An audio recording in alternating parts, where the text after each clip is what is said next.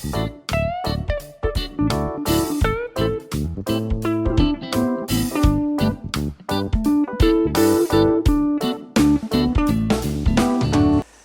ग्रंथों में व्यक्ति को उत्थान के रास्ते दिखाने के लिए हजारों गाथाएं आचार्यों ने लिखी हैं।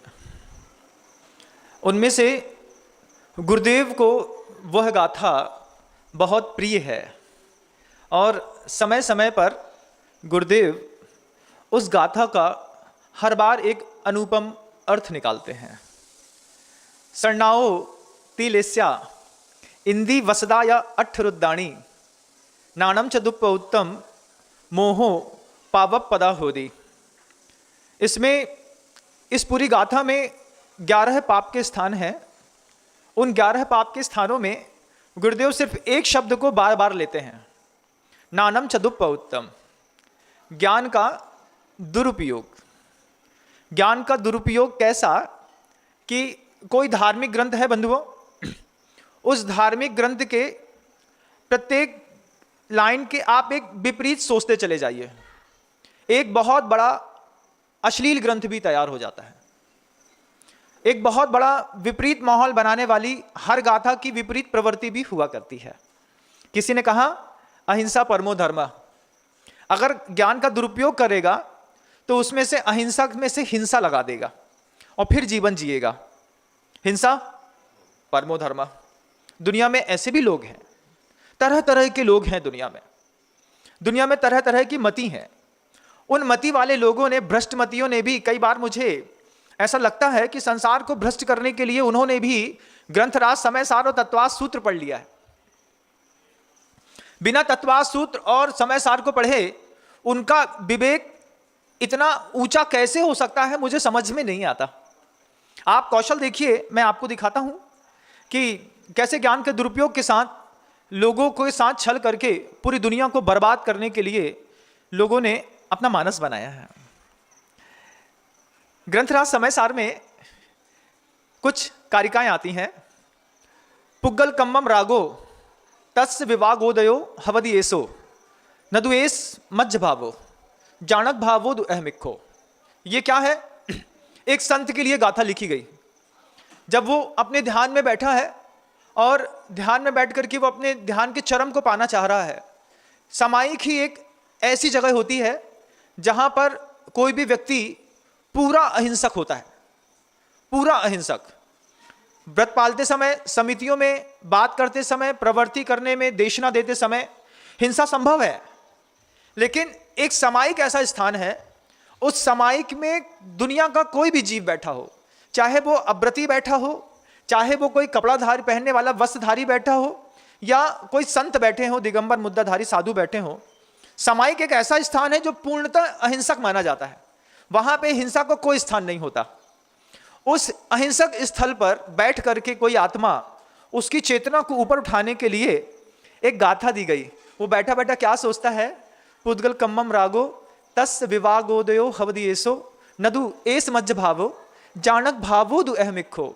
मैं उत्पन्न होने वाले क्रोध को सिर्फ जानने वाला हूं, ये क्रोध मेरा भाव नहीं है। फिर एक और गाथा लिखी, पुग्गल कम्मम रागो दोषो नदुएस मज्ज भावो तस् विवागोदयो हवदियेसो। दोष को मैं सिर्फ जानने वाला हूं, राग को मैं सिर्फ जानने वाला हूं, क्रोध को मैं सिर्फ जानने वाला हूं, मोह को मैं सिर्फ जानने वाला हूं। ऐसी 16 गाथाएं लिखी ग्रंथराज समय सार में। किसके लिए? जो समयातीत जीवन जीना चाहते हैं, ऐसे साधकों के लिए। इन सारी गाथाओं का किसी मिथ्या दृष्टि ने, मान लीजिए, उल्टा अर्थ लगा लिया हो तो वो कैसा सोचता है और कैसे दुनिया को बर्बाद करता है, आप देखिए। दूसरे व्यक्ति ने धारणा बना ली कि विचार उठते हैं कैसे जीव के अंदर, मोह के, राग के, द्वेष के, क्रोध के, मान के, लोभ के, ये भाव उठते हैं अंदर। तब तो किसी ने समझाया कि पुग्गल कम्मम मानो तस् विवागोदयो हवदियेसो नदु एस मज्ज भावो जानक भावो दु अहमिखो। मैं इस भाव का सिर्फ जानने वाला हूं, ये भाव मेरा खुद का नहीं है। वो सामायिक में चिंतन कर रहा है और संसार को भटकाने वाले लोग इसका विपरीत अर्थ निकालते हैं। इन्होंने आपकी कमजोरियां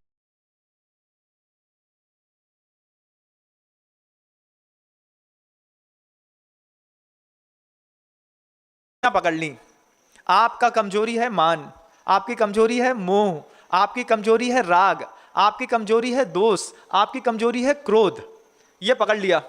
आप भी पकड़िएगा बंधुओं उपदेशों में। क्या? अपनी कमजोरियां पकड़ लीजिए, लिख लीजिए मेरी ये कमजोरी है। फिर उस कमजोरी के साथ उन्होंने तत्वार सूत्र के सूत्र को कोऑर्डिनेट किया, जोड़ा। कैसे जोड़ा? ग्रंथराज तत्वार सूत्र का पहला अध्याय है बंधुओं। उस पहले अध्याय में मति ज्ञान के कुछ भेद दिए गए, मति ज्ञान के भेद दिए गए, उनको बताने के जानने के कारण दिए गए। उसमें सिर्फ गुरुदेव कहते हैं एक शब्द बदल दो, उसका पूरा अर्थ बदल जाएगा। मति ज्ञान के भेद थे। मति ज्ञान के भेद में मति ज्ञान शब्द बदल अलग करके आप उसमें पाप शब्द लग दीजिए बस। क्या? पाप का भेद। कैसे कैसे स्थितियों में पाप हो सकता है, आप एक सूत्र से देखिए कमाल कैसा होता है। जीवन में सीखना होगा, क्योंकि कई लोगों ने सीख लिया है। बहुविधक क्षिप्राणि श्रुतानुक्तक ध्रुवाणाम सेतराणाम, एक सूत्र है तत्वास सूत्र का पहले अध्याय का। बहुविध क्षिप्राणि श्रुतानुक्तक ध्रुवाणाम सेतराणाम स इतराणाम। ये क्या है? मति ज्ञान के भेद हैं। मति ज्ञान को जानने वाला जानता है। मति ज्ञान की जगह पाप रख दीजिए। आपको बोलते हैं ये पाप का भेद है। कैसे कैसे पाप हो सकते हैं जीवन में?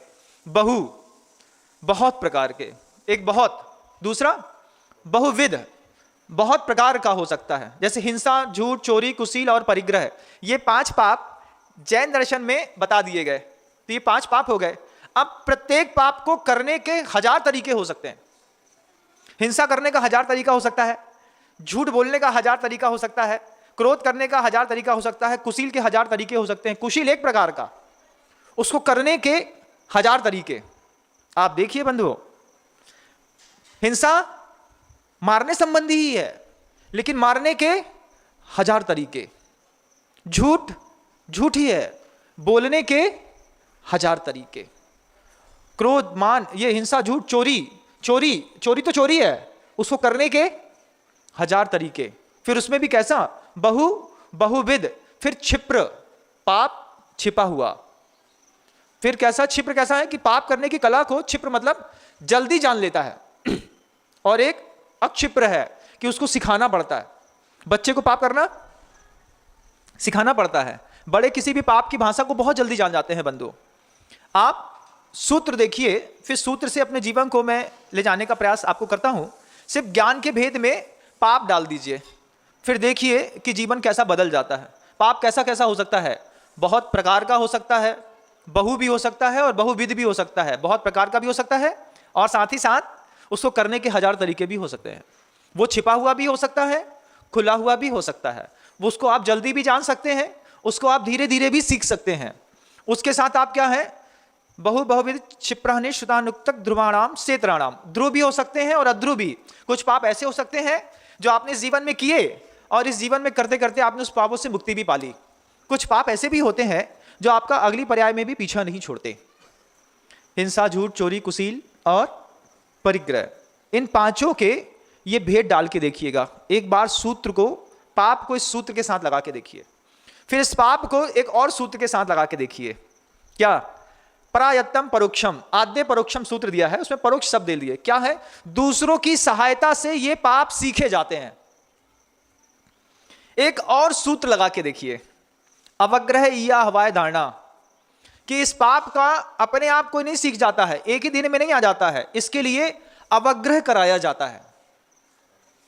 फिर उसके बाद अवग्रह होने के बाद उसको ईहा होती है, जानने की इच्छा होती है। उसके बाद उसको दोबारा देखने पर तुरंत आप क्लिक कर लेते हैं, अवाय होती है। और फिर अनेक समय निकलने के बाद भी आप उस पाप की कौशल में प्रवीण होते हैं। इसको कहते हैं धारणा।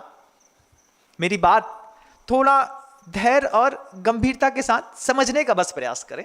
अभी आपको आपके स्तर तक ले जाकर के रखने का प्रयास करता हूं, क्योंकि जब तक सूत्र और गाथाएं ना होंगी तो उपदेश की पूरी भूमिका भी सार्थक सिद्ध नहीं हो पाएगी। हमको सिर्फ सूत्र में से पाप शब्द बदल दीजिए, मति ज्ञान के भेद में से पाप के भेद करके देखिएगा बंधुओं। सूत्र लगा दिया, अवग्रह, ईया, अवाय और धारणा। अब जितने भी दुनिया के लालची लोग थे, लालच भड़काने वाले लोग थे, उन सब ने ये सूत्र पढ़ लिया बंधुओं, अवग्रह या हवाएं धारणा, और उसके हिसाब से पूरी दुनिया में एड शुरू कर दिए। जब भी आप कोई मूवी देखते हैं, आपको सबसे ज्यादा परेशानी किस चीज से होती है? आपकी निरंतरता को बाधित करता है वो एड। एड आपके जीवन में क्या करता है? पहले अवग्रह हुआ, देखा कुछ है, फिर धीरे से उसके प्रति ईहा इच्छा पैदा होती है, क्या है देख तो लो। फिर एक बार पूरा आपने देख लिया, दिमाग में फीड कर लिया, अच्छा ये है। फिर आपने धीरे धीरे 2-3-4 बार उस एड को देखा, और एड को देखने से आपके मन के अंदर धारणा भी पैदा हो गई, और फिर पाप करने की शक्ति और ज्ञान भी पैदा हो गया। वो ज्ञान कैसा पैदा हो गया? बहुविध क्षिप्रानि श्रुतानुक्तक ध्रुवाणाम सा इतराणाम, दोनों प्रकार का। किसने पैदा किया? एक एड ने।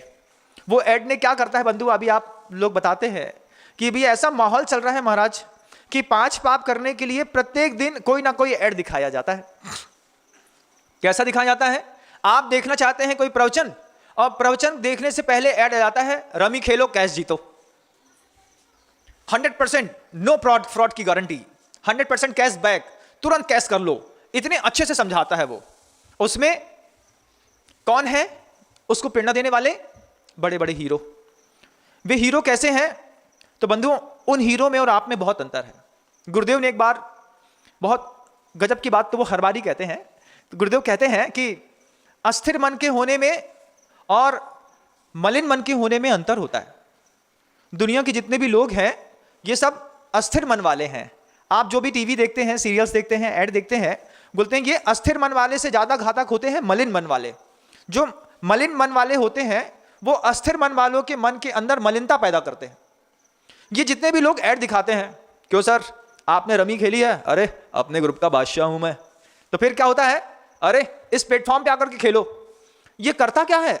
एक मलिन मन वाला व्यक्ति एक अस्थिर मन वाले व्यक्ति के साथ उसकी अस्थिरता को भड़का करके उसको पाप के लिए प्रेरित कर देता है। उनका कोई धर्म नहीं है, वो किसी जात के नहीं है जो ऐड में दिखते हैं, बड़े बड़े हीरो इंस्पायर होते हैं। अभी आप लोगों ने देखा होगा, कुछ ही दिन पहले की बात है, जब सब दिखने वाले सुशील चेहरे दिखने वाले बड़े बड़े घराने के लोग सीधे सीधे ड्रग्स में पकड़े गए थे। जब इनकी एंजॉय पार्टी होती है, क्रूज पार्टी होती है, उसमें किस तरीके की हिंसा का वातावरण होता है आप देखिए कि लोगों ने धीरे धीरे करके जुआ खेलना छोड़ दिया। अब ताश की गड्डियां कम बिकती हैं बंधुओं, लोग कम खरीदते हैं क्योंकि फुर्सत नहीं है। तो इनको क्या सूझा कि इन्होंने आपके अंदर उस ताश के प्रति फिर से एक नया डिजिटल मोह पैदा कर दिया। रमी खेलो कैश जीतो। मिडिल क्लास की फैमिली में वे लोग, जो लोग बुद्धिमान तो कम थे और शक्तिशाली ज्यादा थे, युद्ध तो हमेशा उन्हीं के साथ होता है। गुरुदेव कहते हैं कम बुद्धि वाले शक्तिशाली लोगों को ही बरगलाया जाता है, और जितने भी ऐड आते हैं ये कम बुद्धि के शक्तिशाली लोगों को ही बरगलाने के लिए हुआ करते हैं। आप उससे बहक जाते हैं। अपना एंड्रॉइड मेरा सुनते सुनते आप एक बार टेस्ट करके देखिएगा कि आपके एंड्रॉइड में कितने एप्लीकेशंस आपने लोड करके रखे हैं, कितने सारे, कि 5-10 पन्ने जैसे किताब जैसे एप्लीकेशंस हैं। आप हाथ में हाथ चलाते जाते हैं और पूरा वो चप्पल के बराबर का जो आपका मोबाइल की स्क्रीन होती है वो पूरी भरी भरी ऐप से निकलती रहती है। उसमें गेम्स के कितने सारे ऐड हैं, कॉइन्स के कितने सारे ऐड हैं, कि क्या है ये? आपने कभी सोचा? कम बुद्धि के शक्तिशाली लोगों को बरगलाने का एक तरीका है। उस तरीके में हमारा बच्चा जब ब्लू व्हेल खेलता है, पबजी खेलता है, तुरंत जीतो कैश पाओ, लूडो के माध्यम से जब आप कॉइन्स इकट्ठे करते हैं और कैश जीतने की कोशिश करते हैं, ये सब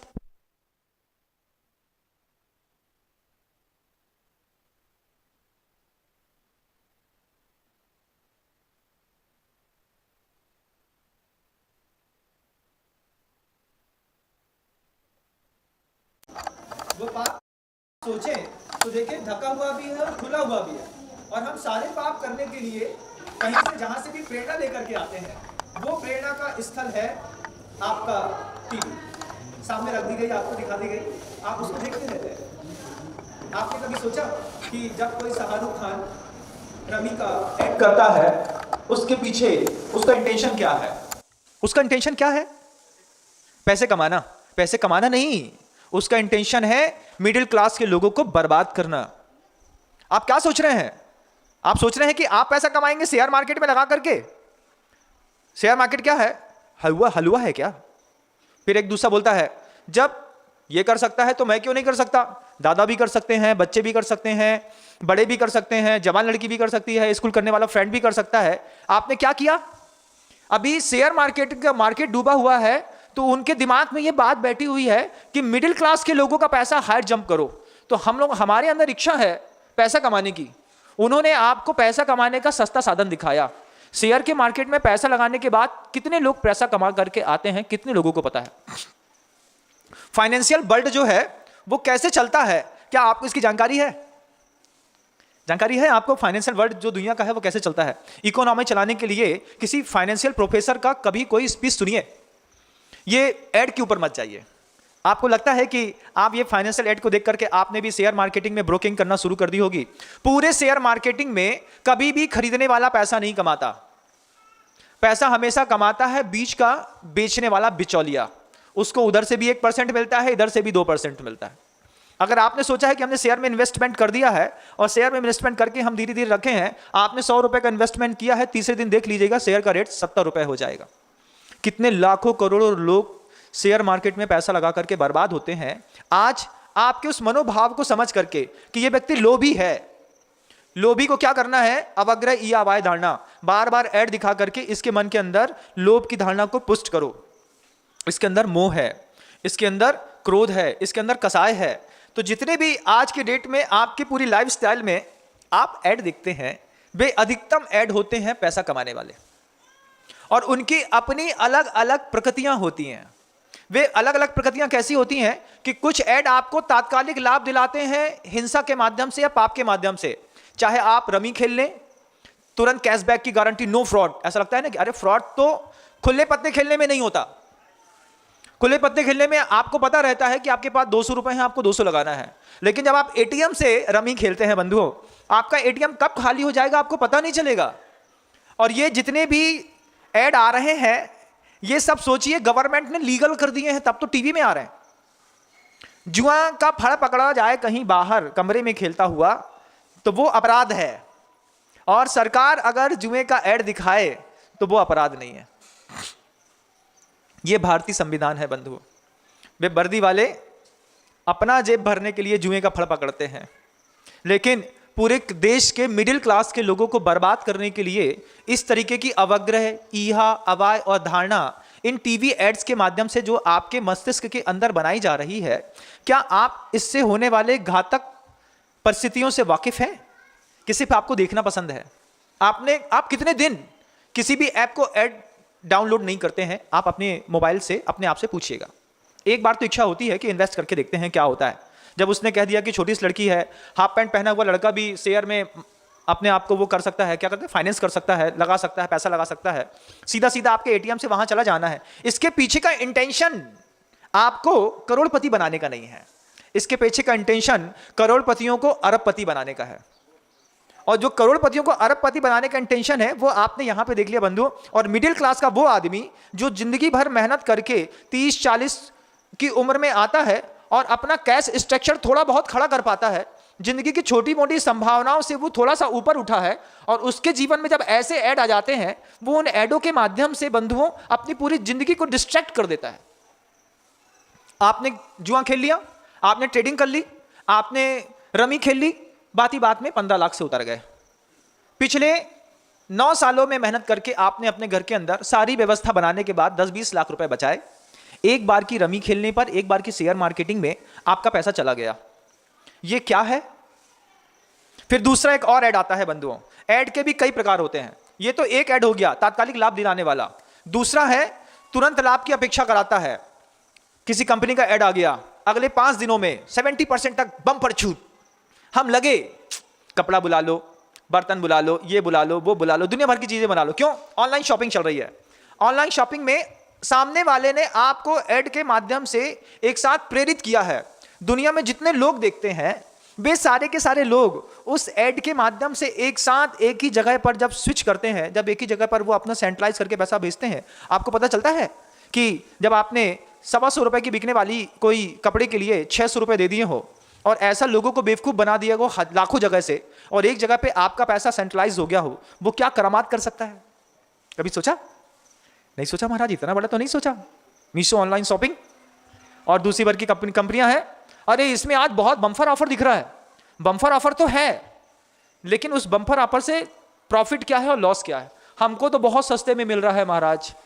आपको सस्ते में मिल रहा है बहुत सस्ती चीज। बहुत आजकल सिर्फ ब्रांडेड चीजों की वैल्यू है। ब्रांड का सिर्फ लेबल लगा देने पर 100 रुपए के कपड़े की कीमत 1300 रुपए हो जाती है और बिक जाती हैं। लोग अंडरवियर बेच देते हैं 1000 रुपए की। हमने कहा ये तो बड़ा आश्चर्य की बात है। तिरपुर में है एक कोई हमसे जुड़े हुए, वो बोलते हैं 17 रुपए की बनती है, 700 की बिकती है। हमने कहा कमाल। बोले महाराज सिर्फ एक इलास्टिक में 4 शब्द लिख देने हैं, जे से शुरू करना है और वाई पे खत्म कर देना है, इतने में तो 700 रुपए की हो जाती है। हमने कहा बड़ा आश्चर्य है, ये कैसे हो गया? ऐड का जमाना है महाराज, जिसकी जैसी एडवर्टाइज होगी वैसा काम होगा। ये ऐड वालों को दिमाग कहां से आया? ऐड वालों ने वो समयसार पढ़ा, ऐड वालों ने तत्वा सूत्र पढ़ा। उन्होंने सोचा कि ये एक बार से नहीं सीखेंगे, बहुत प्रकार से सीखेंगे, बहुत बार में सीखेंगे। फिर ये क्या करेंगे? खुला पाप भी करेंगे और छिपा पाप भी करेंगे। ये हिंसा भी खुली भी करेंगे, छिपी भी करेंगे। तद इंद्रिया इंद्रिय निमित्तम, ये सूत्र भी लगा लीजिए पाप के साथ, कि अपनी इंद्रियों से भी करेंगे, अपने मन से भी करेंगे। अब आप देखिए, ये सूत्र वो बड़ी बड़ी कंपनी चलाने वाले लोगों की समझ में आ गए। इन्हीं सूत्र का विपरीत अर्थ निकाल करके उन्होंने आपके जीवन में ऐड बना दिया, और आज वो ऐड आपकी पूरी दुनिया के लोग देखते हैं, उनसे इंस्पायर होते हैं, और लाखों करोड़ों गेम्स आपने अपने ऐप्स में डाउनलोड करके रख लिए हैं। आप उसमें अपना टाइम एक्सपेंड करते हैं, और कितना ज्यादा आपका गोल्डन टाइम सिर्फ मोबाइल में चला जाता है। महाराज देशना कभी भी किसी भी ग्रंथ की 2 परिस्थितियों में दी जाती है। एक तात्कालिक परिस्थिति की देशना होती है, दूसरी समयातीत परिस्थिति की देशना होती है। समयातीत परिस्थिति की देशना को पहुंचने के लिए तात्कालिक परिस्थितियों से ऊपर उठने के लिए कुछ भूमिका बनाना भी आवश्यक हुआ करता है। यह देशना इस तात्कालिक परिस्थितियों का परिणाम है। आप जितने भी ऐड देखते हैं, जितने भी गेम्स खेलते हैं, उसमें आप जब अपने घर का पैसा लगाते हैं, बंधुओं मान के चलिएगा कि एक जगह आपका पैसा जब भी सेंट्रलाइज होता है, वो किसी ना किसी घातक परिस्थिति को जन्म देता है। दिखाया ही जाता है इस तरीके से। टीवी की शुरुआत इसी तरीके से की जाती है। गुरुदेव ने एक बार इस टीवी के मतलब जो कुप्रभाव पड़ रहे थे उससे प्रभावित होकर के वो जो शब्द कहे थे, वो शब्द आज भी मेरे कान में गूंजते हैं। गुरुदेव ने कहा कि टीवी में, पिक्चरों में दिखाए जाने वाला हर दृश्य झूठा होता है। आप कभी कल्पना करके देख लीजिए, जो मेरे अगर बात गलत हो तो, टीवी में दिखाया जाने वाला, पिक्चर में दिखाया जाने वाला, सीरियल में दिखाया जाने वाला हर दृश्य झूठा होता है, और उस झूठे दृश्य को देख करके मन के अंदर उत्पन्न होने वाले हर भाव सच्चे होते हैं।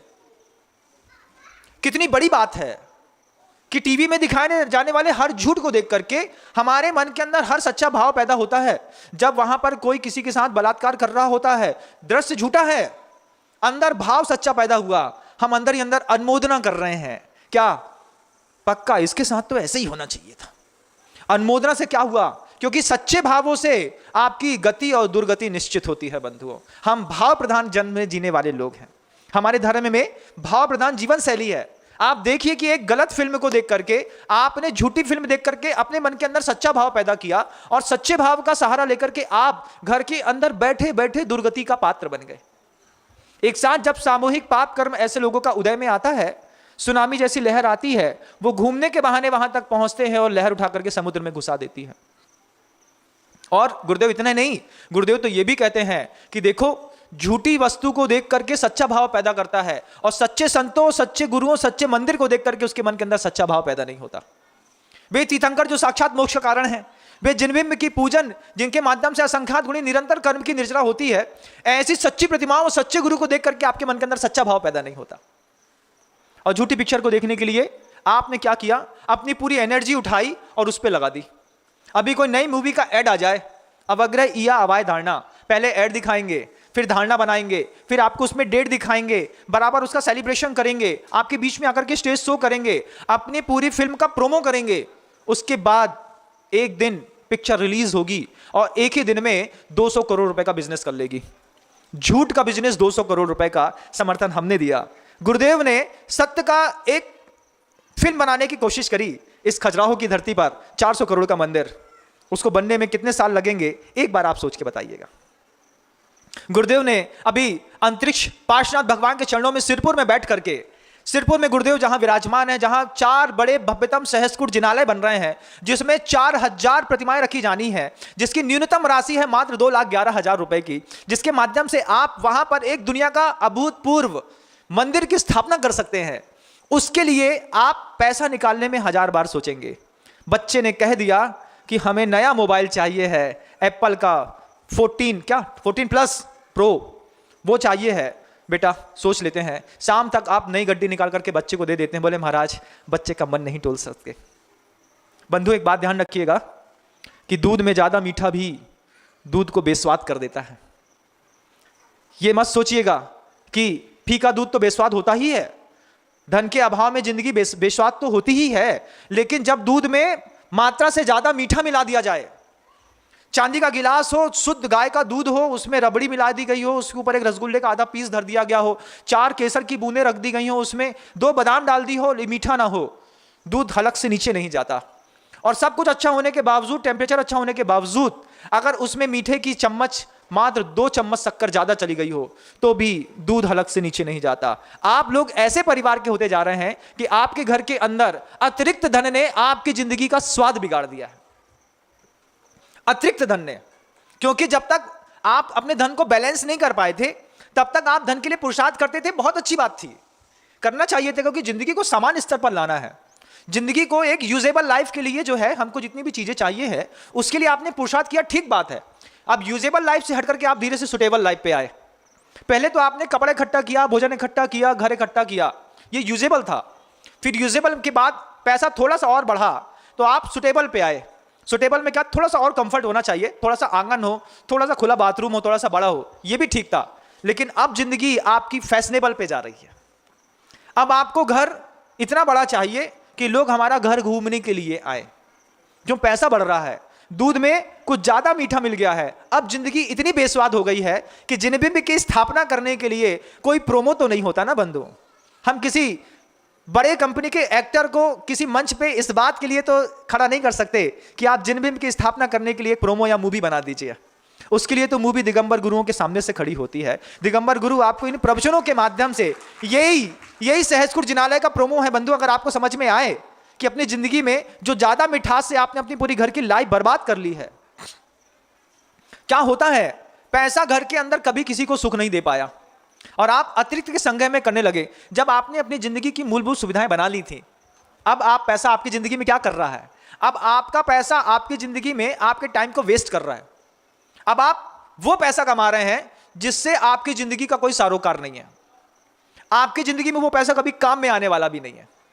अब आपको वो पैसा कमाने की लत लगी है, क्योंकि आपने एक बढ़िया मकान बना लिया, आपने प्रॉपर्टी खरीद ली, आपका बैंक बैलेंस पक्का हो गया, आपने अपने फैमिली को चलाने के लिए 2 फैक्ट्री भी डाल ली, एक अच्छी दुकान भी बहुत अच्छी चलती है। फिर भी आप दुकान में बैठे हैं, पैसा कमाने की होड़ में सुबह से लेकर रात तक बैठे हैं। आपका पैसा घटिया इच्छाओं के लिए तो खूब मेहनत करते हैं, कभी अपनी तरक्की के लिए भी पैसा कमाने की कोशिश करिएगा। मूवी देखने से कभी भी आपकी तरक्की होने वाली नहीं है, लेकिन एक जिनबिंब की स्थापना करने से, एक जिनालय के निर्माण करने से, एक औषधालय के निर्माण करने से, किसी प्रतिभा स्थली में दान देने से, किसी बच्चियों को डोनेट करने से, किसी गौ रक्षा करने से जिंदगी की तरक्की के आयाम यहां से थे बंधुओं। आपने स्विट्जरलैंड जाकर के बनाने की सोच ली। यह पैसा आपकी जिंदगी का सबसे पहले टाइम वेस्ट कर रहा है। जब आपको पता ही है कि अब जो पैसा मैं कमा रहा हूं उसकी जिंदगी में मैं कभी भोग ही नहीं पाऊंगा, तो अपना समय बर्बाद क्यों कर रहे हैं।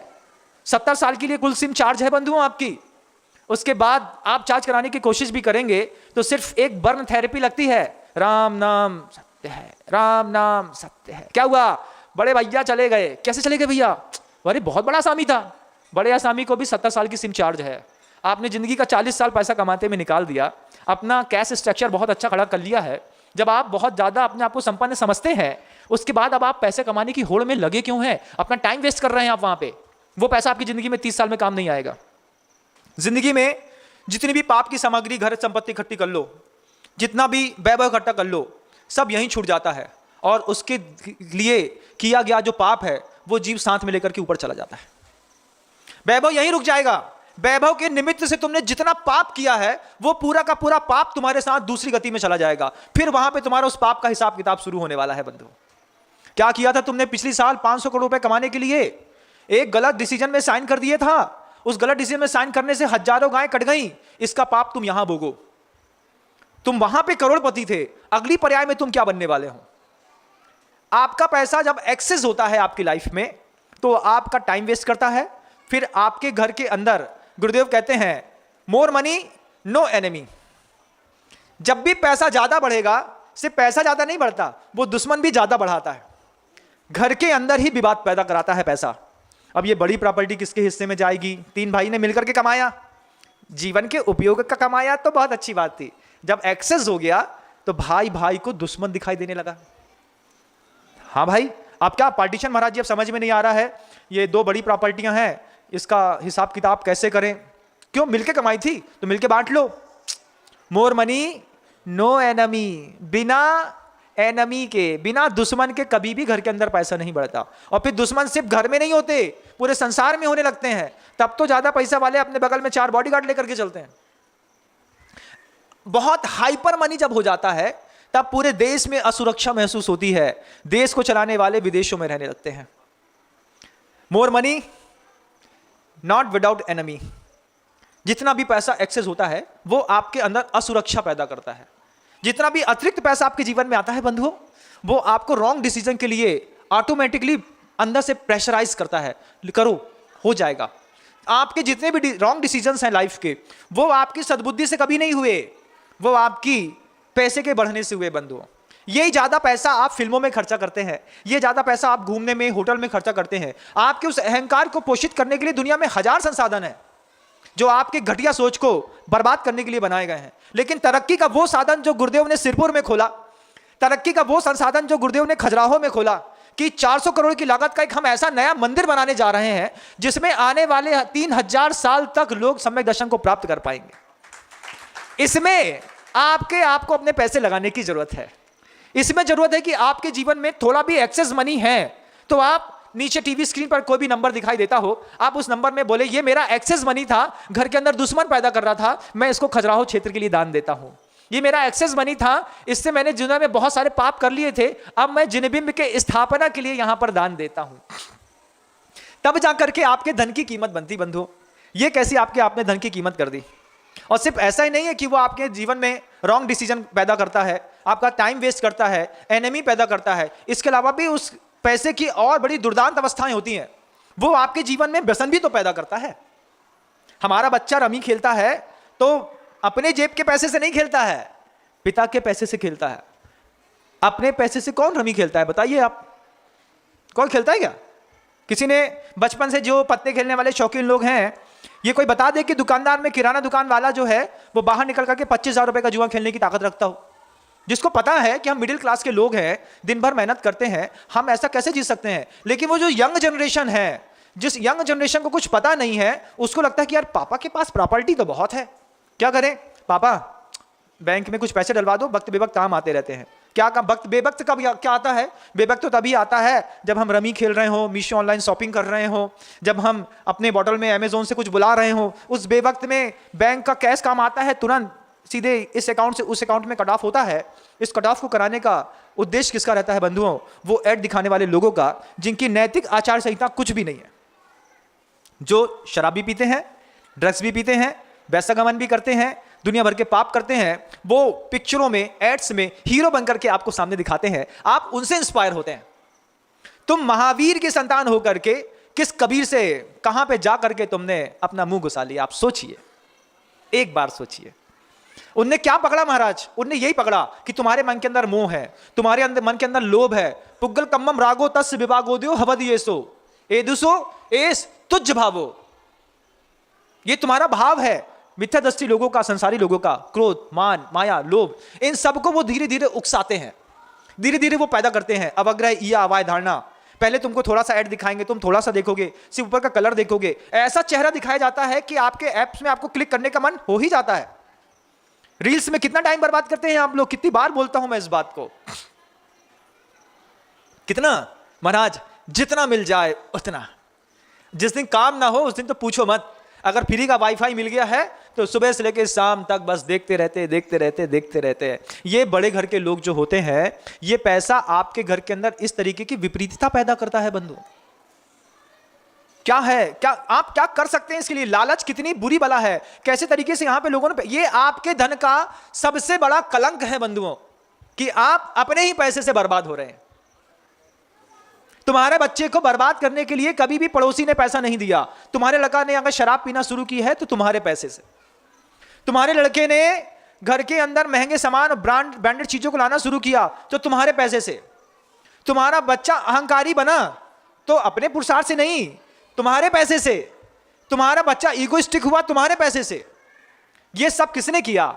हमारे अतिरिक्त एक्सेस मनी ने घर के अंदर एनिमी पैदा कर दिया। ऐसा एनिमी पैदा कर दिया कि अब बच्चा बड़ी उम्र में इतनी कोशिश भी करने लगे हैं कि पिताजी को थोड़ा थोड़ा जहर रोज देते जाओ। 15, 20, 25, 50, 70, 100, 200 दिन में धीरे से पूरी प्रॉपर्टी इनबैलेंस हो जाएगी, सब हमारे हाथ में आने वाली है। ये धन क्या कराता है आपके साथ?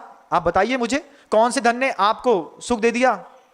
और ये पाप कैसा है बंधुओं, आप सोचिए। क्षयोपम निमित्त है षड विकल्प है। ये एक सूत्र और लगा दीजिए इस पाप में कि क्षयोपम से निमित्त से इसके 6 भेद और पड़ते हैं। कुशील के, चोरी के, हिंसा के, झूठ के, अब्रह्म के 6 विकल्प और कहते हैं। अनुगामी, अननुगामी। कुछ पाप ऐसा है जो तुम्हारे पूरे जीवन भर बर्बाद करेगा। अंतिम समय में तुम एक कायोत्सर्ग करोगे, थोड़ा सा प्रायश्चित करोगे, यहीं छूट जाएगा, तुम निकल जाओगे। कुछ पाप ऐसा यहां करोगे वहां भी काम करेगा। कुछ अवस्थित, अनवस्थित। कुछ पाप ऐसा है कि एक बार जीवन का अंग बन गया, सिगरेट पीने की लत पड़ गई, बीड़ी पीने की लत पड़ गई, झूठ बोलने की लत पड़ गई, किसी के दूसरे के दृष्टि डालने की लत पड़ गई, तंबाकू खाने की लत पड़ गई। एक बार पड़ गई सो पड़ गई, अब नहीं जाने वाली। अवस्थित, अनवस्थित। किसी अच्छे गुरु की देशना सुन ली, अंदर की चेतना झंकृत हो गई, अरे ये तो मैं गलत कर रहा था, भगवान आज से इन व्यसन का त्याग करता हूं। ऐसा भी पाप है। देशना से आदमी पवित्रता को भी प्राप्त हो जाता है। हीमान, वर्धमान। कुछ पाप ऐसे भी हैं कि शुरुआत में बहुत एकदम से ऊंचाई पर जाते हैं, आपको बहुत ज्यादा फेमस कर देते हैं। नगर से आप देख लो, चंबल के वे डाकू जिन्होंने आज अपनी डाकूगिरी छोड़ दी है और सराफत से अपने घर के अंदर रह रहे हैं। एक्सट्रीम पर पाप करने के बाद जब रोड से निकलते हैं, उनको देख करके दहशत नहीं होती? होती है महाराज। देखने का मन, क्या वर्धमान, हीमान भी है। घटते घटते घटते तुम्हारे मन के अंदर पाप पैदा हुआ, तुमने उसको मन के अंदर ही मार दिया। ये कैसा था? छुपा हुआ पाप था महाराज, मन के अंदर ही पैदा हो रहा था और मन के अंदर ही मैंने भगवान का नाम की माला फेर करके उसको वहीं पे कायोत्सर्ग करके खत्म कर दिया। मैं विजेता बनकर के ऊपर निकल आया। ऐसे भी लोग। लेकिन इसको सहारा देने वाला कौन? बेएड। बार बार ब्लैक मार्केटिंग होती थी। एक राज्य से दूसरी राज्य में एक लड़का क्या करता था कि प्रत्येक समय बॉर्डर क्रॉस करता, बैग में सामान भर करके। पुलिस वाले बॉर्डर पे खड़े रहते, बैग में रेत भरी रहती, मात्र रेत भरी। जाके खोला, रोज निकलता वहां से, वो बाइक में निकले, बैग में ठसाठस रेत भरी है। पुलिस वाले रोके, उसका बैग खोल करके देखें, बैग में रेत निकल के यहां से वहां। फिर दूसरे दिन फिर निकले, फिर रेत। ऐसा करते करते साल भर गुजर गया। एक दिन वो पैदल घूमता घामता बॉर्डर तक पहुंच गया।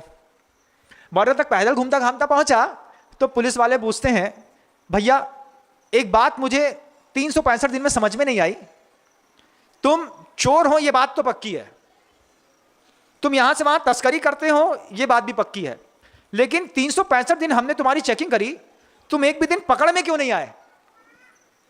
तुम स्मगलिंग काय की कर रहे थे एक राज्य से दूसरे राज्य में? पूछता है। तो बोले तुम क्या देखते थे? बोले हमने तुम्हारा जितनी बार बैग देखा उतनी बार तुम्हारे बैग में रेत निकली। बोले अब तो मैंने स्मगलिंग ही बंद कर दी है, अब तो मैं कुछ करता ही नहीं, अपने तो इतना पर्याप्त पैसा आ गया है, घर के अंदर बैठ करके खाता हूं। तो पूछता है, और जब तुमने पाप करना बंद कर दिया है, स्मगलिंग करना बंद कर दी, तुम बस ये बताओ कि तुम यहां से वहां जाते थे, हर बार तुम्हारे बैग में रेत भरी रहती थी, तुम स्मगलिंग क्या करते थे, कैसे करते थे बैग के अंदर स्मगलिंग?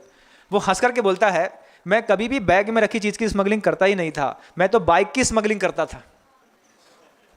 तुम बैग देखते थे कि ये बैग में कुछ छुपा करके ले जा रहा था, मैं जिस बाइक से जाता था मैं हर बार इधर से उधर बाइक की स्मगलिंग करता था। आप पिक्चर देख रहे हैं, टीवी देख रहे हैं, आपको लग रहा है कि हमको टीवी में कुछ दिखाया जा रहा है, टीवी में आपको पिक्चर दिखाई नहीं जा रही है, पिक्चर के माध्यम से कुछ दिखाया जा रहा है। स्मगलिंग जो हो रही है वो टीवी एड्स के बहाने से, स्मगलिंग जो हो रही है वो पिक्चर में दिखाए हुए दृश्य के बहाने से। क्या वातावरण बदल दिया। सोचो कोई पिक्चर ऐसी नहीं दिखाई जा रही है कि जिसकी शुरुआत हो रही हो कि कोई व्यक्ति बैठा हो, टीका चंदन लगाया हो, रुद्राक्ष की माला, पीला वस्त्र पहना हो और धीरे से एक सामने पुस्तक रखी हो जिसमें जय हनुमान ज्ञान गुण गागर, जय कपीस भवरोज सुगागर, ऐसी पढ़ने वाली कोई रामायण नहीं दिखाई जाती कहीं पर भी। शुरुआत ही कैसे होती है? हाँ, एक लड़का बैठा है और हाथ में एक शराब का प्याला है, बगल में एक बॉटल रखी है और बगल में कुछ लोग स्विमिंग पूल पर अर्धनग्न अवस्था में नहा रहे हैं। इसके माध्यम से क्या दिखाया जा रहा है? इसके माध्यम से आपको ये दिखाया जा रहा है कल्चर और चेंज। अब कल्चर क्या हो गया है कि कल्चर ये हो गया है कि तुमसे ये थोड़ी बोला कि तुम शराब पियो, तुमसे बोला नहीं, तुमको सिर्फ दिखाया। अब तुम खुद सीख गए। अवग्रह इया हवाएं धीरे धीरे धारणा बन गई। वेलगरिटी अब लोकलाइज हो गई है। अब कहीं पर भी किसी भी बार पे जाकर के बच्चे और बच्चियां 9th क्लास के मिल जाएं तो कोई आश्चर्य की बात नहीं है, महाराज जी ये सब चलता है, हो जाता है, अब तो हो रहा है। ये हो रहा है के लिए आपका अवचेतन मन तैयार कहां पे हुआ, कैसे हुआ? उसके लिए टीवी सीरियल्स मदद करते हैं। ये छोटा छोटा ऐड मदद करता है।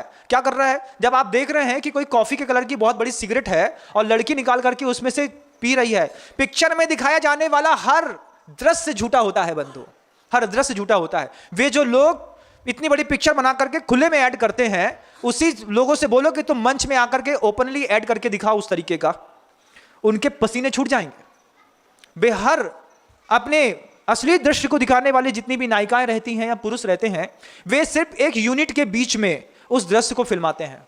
50 लोगों के बीच की एक ग्रुप रहता है, उसके बीच में ही वो पिक्चराइज होता है, लेकिन देखने वाले 600 करोड़ लोग उससे प्रभावित होते हैं बंधु। हम इसका बायकॉट नहीं कर पाते। क्यों? इतना बहकाव हो गया है मन के अंदर कि एक बार वो दृश्य दिखता है हम उसमें बहक जाते हैं। अभी कोई भी ऐड आ जाए, कोई भी एक नया मूवी का ऐड आ रहा हो, कमिंग सून, देखिए आप उसमें क्या है, उसमें चला कर कैसा दृश्य दिखाया जाएगा। शुरुआत कैसे हो रही है? शराब से हो रही है। शुरुआत कैसे हो रही है कि लड़का एक लड़की को भगा करके ले गया। अब ये क्या है? दिखाई भी तो जा सकता है कि एक लड़का जो है अपने मोहल्ले की सारी लड़कियों को सुरक्षा की ट्रेनिंग दे रहा है, उनको ग्रंथ पढ़ा रहा है, गुरु ग्रंथ साहब की शिक्षा दे रहा है, रामायण पढ़ा रहा है, गीता पढ़ा रहा है। ये हमको दिखा करके इंस्पायर इस तरीके से करना ही नहीं है, क्योंकि इससे हमारा कोई भला होने वाला नहीं है। भला कैसे होगा? सब शराब की कंपनियां कहती हैं कि हमारे शराब का ऐड करो, तब उसमें signature, teachers choice, red label, दुनिया भर की चीजें आपको दिखाई देती हैं। आप उसको देखते हैं, फिर आपके दिमाग में ये फोबिया पैदा होता है कि वो जो बड़ा वाला क्रिकेटर था वो जिस दारू की ऐड कर रहा था, अब मुझको बियर बार में जाकर के वो वाली लेनी, क्योंकि आप उसके फैन हैं और उसने वो ऐड दिखा दिया। ये ऐड के माध्यम से क्या हो गया? आपकी जिंदगी का बदलाव कैसा हो गया? हम कहां थे और कहां पहुंच गए? जवाबदार कौन? आपका पैसा। जवाबदार कौन? आपका वो अस्थिर मन, जो मलिन मन वाले के साथ मिलकर के, जिनके मनों में इतनी मलिनता बैठी हुई है कि उनको किसी भी दृश्य को दिखाने में, उनको किसी भी चीज को दिखाने में कोई आपत्ति नहीं है। कुछ नायिकाएं ऐसी हैं कि उनके बारे में तो कहना ही अपने शब्दों की मर्यादा खोना है, और उनके सबसे ज्यादा शॉर्ट्स और सबसे ज्यादा ऐड उन्हीं के आ रहे हैं और हम उसमें लाइक एंड शेयर कर देते हैं। ये क्या दिखाता है? ये आपकी ओछी मानसिकता दिखाता है बंधुओं। जिसके पास अर्थ का अभाव होता उसके अंदर ये भाव पैदा नहीं होता, लेकिन जिनके घर के अंदर पर्याप्त पैसा आ गया है, उन घर के लोगों के अंदर इस तरीके की मानसिकता विकसित होने लगी है। उन्हीं के कारण कंपनियों का टर्नओवर लाखों करोड़ रुपए का चला गया। जितना ज्यादा फिल्म का मार्केट नहीं है, उससे 10 टाइम ज्यादा फिल्मों में दिखाए जाने वाले ऐड का मार्केट है, और उस ऐड के मार्केट से आपका पूरा घर धीरे धीरे बर्बाद होता है। क्या मैं आपसे ऐसी अपेक्षा करूं कि आप गुरुदेव के लिए एक बार अमिताभ बच्चन बन के दिखाइए? क्या मैं आपसे ऐसी अपेक्षा करूं कि आप जैसे किसी बहुत बड़ी नायिका से प्रभावित हैं? कोई भी नायिका हो सकती है, मैं किसी का नाम लेकर के उसकी इज्जत क्यों बढ़ाऊं? क्योंकि वह बेइज्जतदार लोग हैं, उनका नाम मैं अपने मुंह से लेकर के उनकी इज्जत बढ़ाना मेरे काम नहीं। लेकिन आप फिर भी उनसे इंस्पायर होंगे। बहुत सारे ऐसे नायक हैं जो आज का रोल मॉडल होंगे, उन रोल मॉडलों के जिसको आप अपना रोल मॉडल समझते हैं। मैं आपसे कहना चाहता हूं, क्या आप एक बार गुरुदेव का रोल मॉडल बनने की इच्छा नहीं आती आपके मन के अंदर कि आचार्य जी ने सहसपुर जिनालय के लिए प्रतिमा बनाने के लिए बोला है, मैं डोर टू डोर पब्लिसिटी कर करके किसी एक व्यक्ति को खड़ा करके खजुराहो तक लेकर के आऊंगा। महाराज, आपका वो संदेश सुना था, उस संदेश के बाद से मैंने इस परिवार को इंस्पायर किया, इस परिवार को आपके पास लेकर के आया हूं। इन्होंने मंदिर जी में एक प्रतिमा दान देने का भाव बनाया है। आप इनको आशीर्वाद दीजिए कि इनके धन की सार्थकता यहां पर सिद्ध हो सके। दुनिया भर का जैन समाज अपने ही घर के लोगों को इंस्पायर कर सके, दुनिया भर का जैन समाज अपने रहने वाले पड़ोसी को इंस्पायर कर सके। क्यों? मैं आज तुम्हारे लिए गुरुदेव का रोल मॉडल बनकर के आया हूं। उसके लिए किसी संत को प्रेरणा देने की जरूरत ना पड़े। पाप करने के लिए तुमको कोई प्रेरणा नहीं देता। तुम पेट से सीख के आए थे क्या? माँ ने क्या पेट के अंदर तुमको जब पाला था तो ऊपर से शराब पीती थी? तुमने निकलने के बाद पीना सीख लिया। ये तरक्की तुमने कहां से कर ली? ये हुनर तुमने कहां से पाया? ये हुनर तुम्हारे पास उस मोबाइल से आया। लेकिन ये हुनर पैदा करो कि जिंदगी में मैंने 1000 पाप किए हैं, कम से कम 5 लोगों को इस बात के लिए प्रेरित करो कि वो सहस्कुट जिनालय में एक प्रतिमा रख पाए, तब समझना कि तुम्हारी जिंदगी सार्थक है। ये अनुमोदना नहीं है बंधुओं। जब कोई प्रतिमा का दान देता है और आप ताली बजाते हैं, उसको कहते हैं अनुमोदना। और जब कोई दान नहीं देता है और आप उसको दान के लिए प्रेरित कर करके दान के स्थल तक, दान तीर्थ तक ला करके खड़ा करते हैं, इसको कहते हैं सक्रिय अनुमोदना। आज जरूरत है सक्रिय अनुमोदना की। अपने बगल वाले पड़ोसी को आप खुद प्रेरित करिए इस बात के लिए। सुनो, तुम्हारे घर के अंदर पैसा भी बढ़ रहा है और हम देख रहे हैं ये बच्चे जो है ना बिगड़ रहे हैं। एक काम करते हैं, इन सबके साथ मिलकर के एक जिनबिंब, एक छोटी सी शिला, 21,000 रुपए की एक वीर शिला, कोई धर्म मित्र बनने की भी तो कोशिश करिए। कितनी छोटी सी राशि है धर्म मित्र की, सिर्फ 11,000 रुपए की, कि हाँ मैं गुरुदेव का धर्म मित्र बनना पसंद करूंगा, मैं गुरुदेव का धर्म पुत्र बनना पसंद करूंगा, मैं धर्म सारथी बनना पसंद करूंगा। ये छोटे छोटे से कितने अच्छे प्रकल्प हैं। पूरी दुनिया में कहीं पर भी कोई दिगंबर संत बैठा हो, वहां पर जाकर के आप अपना धन छोड़ के तो आओ, अपने हाथ से नगद ले जाकर के दो उनको। बोलो महाराज, घर के अंदर का रखा एक्सेस मनी घर के अंदर एनिमी पैदा कर रहा है, रॉन्ग डिसीजन पैदा कर रहा है, लाइफस्टाइल को बिगाड़ रहा है, लाइफस्टाइल को लेविश करके जा रहा है। हम पहले यूजेबल चाहते थे, सुटेबल चाहते थे, आज हम इतने फैशनेबल हो गए हैं कि पूरा का पूरा धन एक चीज को बिना यूज किए हम साल भर में बिना यूज किए फेंक देते हैं। आप कोई प्रोडक्ट लेकर के आए, लाते साथ ही वो प्रोडक्ट आपको बेकार दिखने लगा, साल भर तक आपके घर के अंदर कचरा के जैसे रखा रहा, आप उसके बाद भी कचरा इकट्ठा करते चले जा रहे हैं। इस दीपावली पर सबसे पहले आप अपने पाप से कमाए हुए धन की सफाई करिए। घर की सफाई बाद में करिएगा बंधु। ये दशहरा आने वाला है, इस दशहरे में सबसे पहले निश्चित करिए कि वे चीजें घर के अंदर की जो मैंने साल भर में बिल्कुल भी यूज नहीं की है, जिनको मैंने हाथ भी नहीं लगाया है, इस दशहरे को आने से पहले घर के अंदर से निकाल करके किसी को भी दान दे दूंगा। किसी के उपयोग में आएगी वो चीज। हो सकता है इस आने वाले दशहरे में, दशहरे के बाद आने वाली ठंड में कोई व्यक्ति ठंड से मर जाए। दशहरे की सफाई में आप अपना पहले पुराना जैकेट छोड़िए, पुराना सॉक्स, पुराने शूज छोड़िए, उसके बाद आप नया लाइए।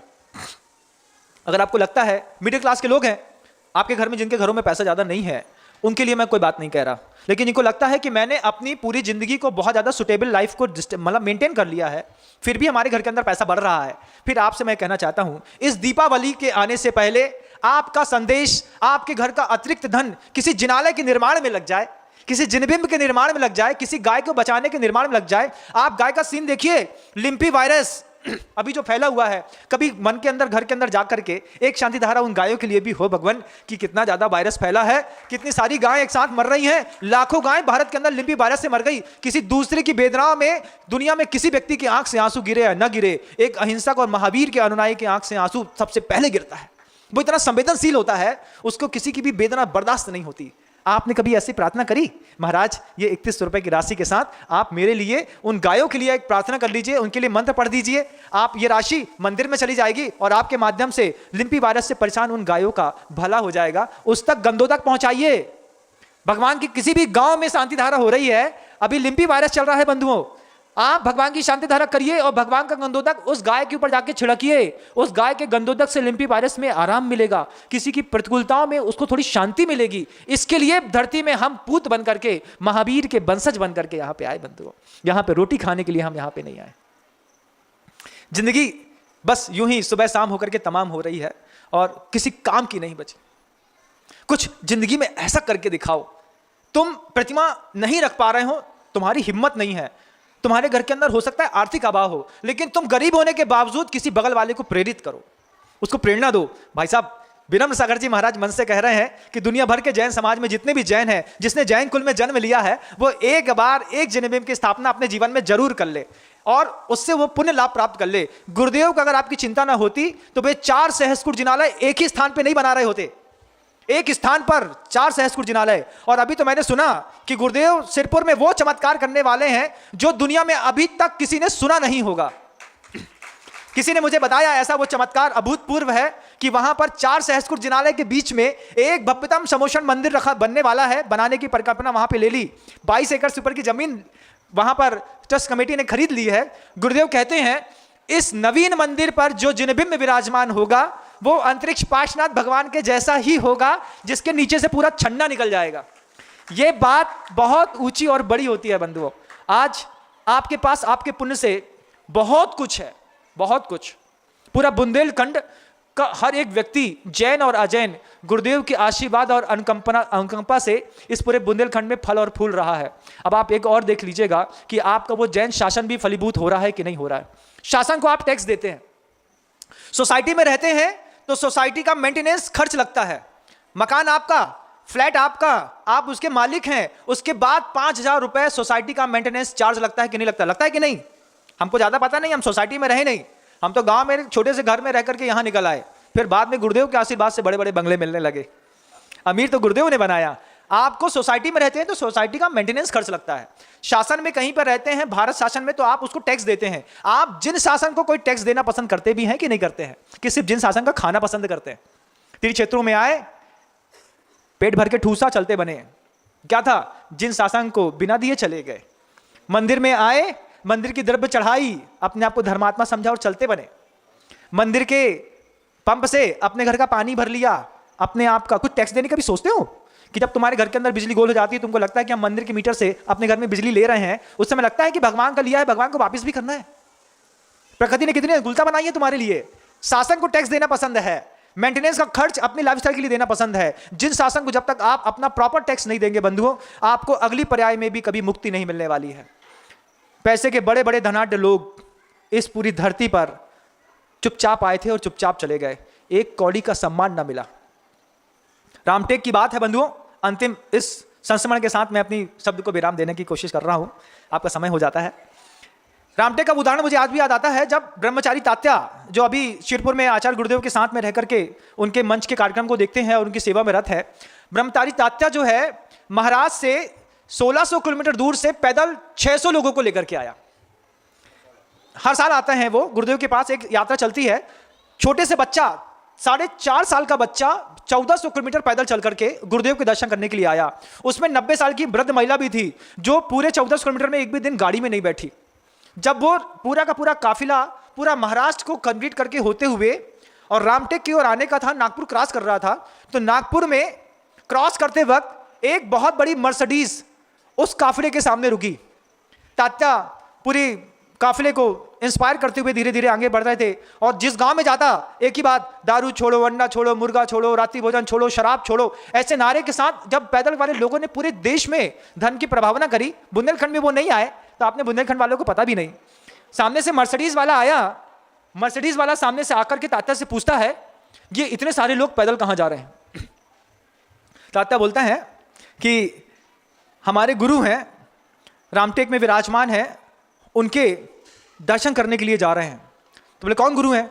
उन्होंने फोटो दिखा दिया, ये हमारे गुरु हैं।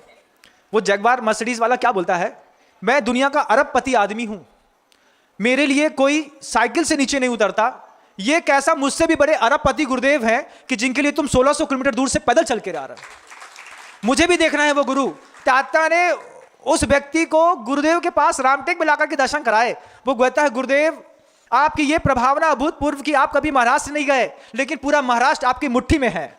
आप कभी कर्नाटक, एक बार छोड़ा तो आप कर्नाटक नहीं गए, लेकिन पूरे विश्व की जैन समाज के ऊपर आपका ऐसा अभूतपूर्व अधिकार है। मैं इतनी बड़ी मल्टीनेशनल कंपनी चलाता हूं, मैं किसी से भी कहूं कि मेरे लिए तुम 100 किलोमीटर दूर से पैदल चल के आओ, तो लोग नौकरी से रिजाइन दे देंगे, लेकिन मेरे लिए पैदल नहीं आएंगे। धन्य है आपकी वो साधना, धन्य है आपका वो वैभव जो आपने कमाया है। उस दिन मैं उसके आंख के आंसू देखता रह गया। ये श्रद्धा का कमाल बंधुओं आप लोगों से शुरुआत होती है। इस श्रद्धा को आकार देने के लिए आपका धन के साथ साथ आपका मन भी चाहिए।